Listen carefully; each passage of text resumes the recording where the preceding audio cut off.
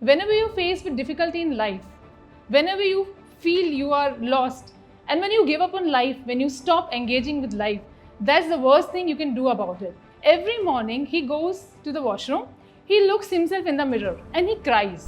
He cries, he pities himself, but then for few minutes he does that, he's done with it, and he takes control of his life, he takes control of his mind, and he decides that's it. Okay, I'm done with grieving. Now let me continue living.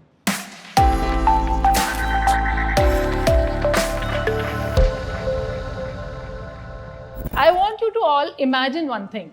Imagine that you have got a magic potion. A magic potion, when you drink, when you consume, solves all your problems.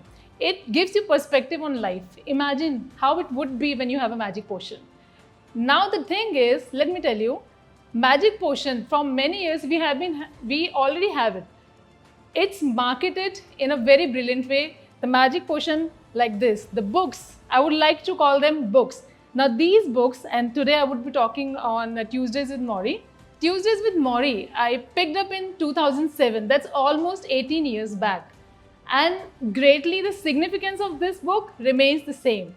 The essence of this book remains the same. You know, it's so relevant that I have a SOS kind of a stack, a books stack whenever I feel lost or whenever I want perspective in life, I go back to those books and pick up. And this is one of the books. Let me tell you briefly about the book. It's a memoir. It's written by Mitch Albom. He's the author, he's the narrator in the book.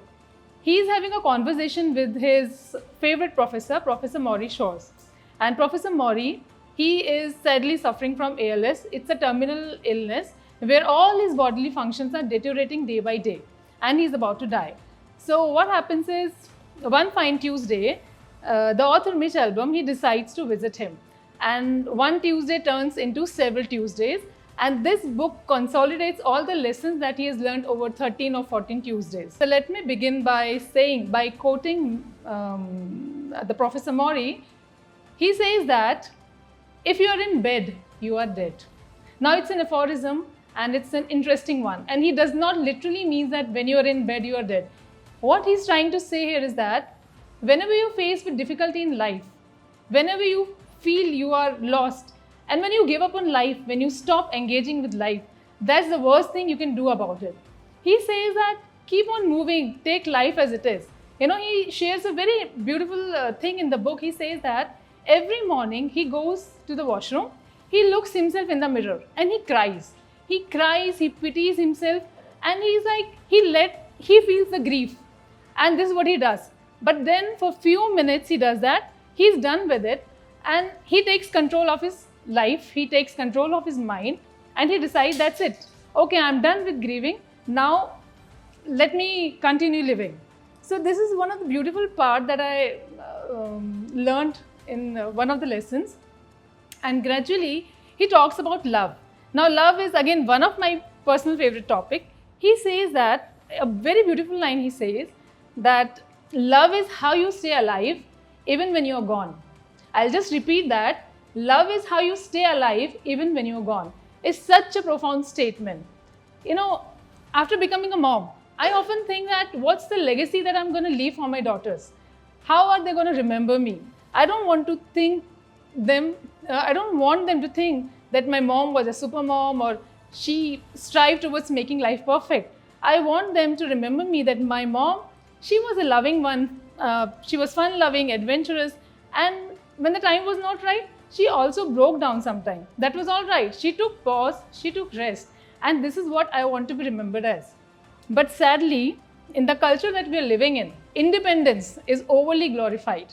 You know, he says in the book that, in fact, I can relate it to myself when I was in college, when I picked up this book. I wanted to be independent. I wanted to just take care of myself. I wanted to study, take on job, and I wanted to be called as an independent woman. But then now, after becoming a mom, I want the entire village by my side. And I need help all the time. In fact, my family is here. I'm so grateful that they are here. He talks about the importance of interdependence. That it's so important to live in community because genetically it's embedded, you know, that we are social animal. We are not supposed to live alone. Then why we need to live alone? Why should we shy away from taking help? If you need help, take help. It's all right. Love people and be open to accepting love. So this was again one of the favorite lessons that I learned. And then lastly, he talks about redefining success. Now, success means differently for everybody and at every stage of life. For all of you, success at different stages meant something else. For me today, success means when I put food on my kid's plate and they finish it. That's success for me. Or when my kid can come back to me in the evening and they can talk about, what bothered them or what was nice or whatever. I want that. For me, that's success right now. But he says that culture we are living in, it does not promote that. Culture says that when you have recognition, when you have promotion, when you have medals, when you have trophies, then only you are successful. But if the culture is doing that to you, then you better change the culture. And it's one of the beautiful things I've learned, that you can create your own culture. Isn't this like magnificent? You create your own culture, create your own rules. You don't need to follow blindly what others said, what your culture says. If it doesn't matches with you, change the culture, create your own rules. So this was again one of the things that has always inspired me. And lastly, to wrap it up, I would like to lastly quote one of his lines. He says that if you learn how to die, you learn how to live. I know it's a morbid statement and it's a little sad, but the reality is we are mortals, we are not immortals, we are not gonna live forever. And if we know that our time on this planet is really limited, then we can probably start living it to our fullest.